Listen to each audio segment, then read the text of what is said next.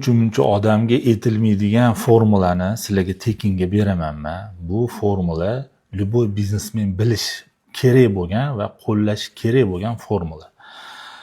Tan narxi chiqaradigan formula, ya'ni mahsulotingizni har doim tan narxini to'g'ri chiqarishingiz kerak. Sotishdan, ustiga foyda qo'yishdan oldin. Tan narx bu nima? Bu Turkiyadan misol $50 etib olib O'zbekistonda sotmoqchisiz. $50 u tan narxi emas. O'zbekistonga kelgunicha, ya'ni do'koningizga, muhimi do'koningizga kelgunicha bo'lgan hamma xarajatni o'sha $50 etugizga qo'shasiz, ya'ni mahsulotga qo'shasiz o'sha xarajatni, o'shanda tan narxi chiqib keladi. Men bitta misol tayyorlab qo'ydim sizlarga. $6000 pulingiz bor. Mana $6000 bilan Turkiyaga uchib ketdingiz. $1900 xarajat qildingiz, $4100 mol olib kelishga. Mana molni spiskasi, mana xarajatingiz. Ko'ryapsizlarmi? Xarajat bu yerda do'konning xarajati yo'q bu yerda. Faqat shu molingizni do'kongacha olib kelish uchun bo'lgan xarajat. Ikkovini mana qo'shsangiz $6000 chiqib keladi. Bu yerda muhimi har bir sent yozilishi shart, hisobi bo'lishi kerak pulni. Bu yerda havoda qolib ketib qolgan summa bo'lishi kerak emas. Mana $6000 turibdi. Endi formula orqali siz o'sha xarajatni foizini chiqarib olasiz. Mana xarajatni foizi.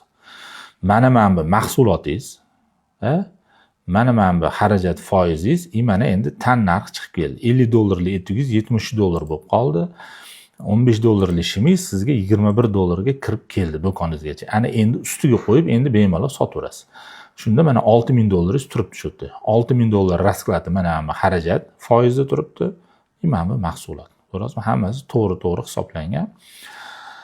Buni siz qilmasangiz, pirojniy uyingizda pishirib turib sotasizmi? Nima sotsangiz ham, nima biznes qilsangiz ham, даже usluga qilsangiz ham tan narxi har doim chiqarish kerak. O'shandan отталкиваться qilib turib, keyin foyda zararingizni, savdingizni qilasiz.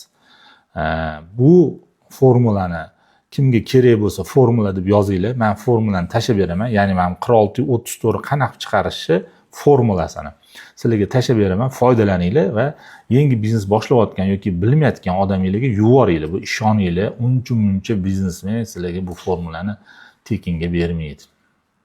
Javob.